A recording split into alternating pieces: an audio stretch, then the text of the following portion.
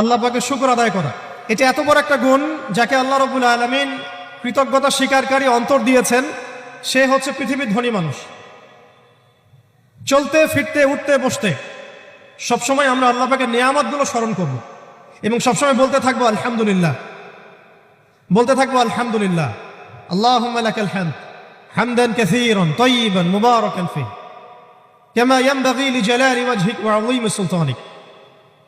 আল্লাহ পাকের শুকরিয়া যে যত বেশি আদায় করবে, আল্লাহ পাক বলেছেন লা ইন শাকারতুম লা আযীদান্নাকুম, তোমরা আমার শুকরিয়া আদায় করো আমি তোমাদের প্রতি আমার নিয়ামতকে বাড়াই দিব। ওয়া লা ইন কাফারতুম ইন্না আযাবি লাশাদীদ, তোমরা যদি আমার অকৃতজ্ঞ হও জেনে রাখো আমার আযাব বড়ই কঠিন।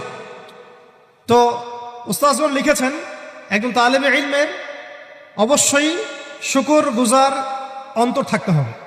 আমাদের উলামায়ে কেরাম করে কথাটা বারবার বলেন যে কলবুন শাকির, শুকর গুজার, কৃতজ্ঞতা স্বীকারকারী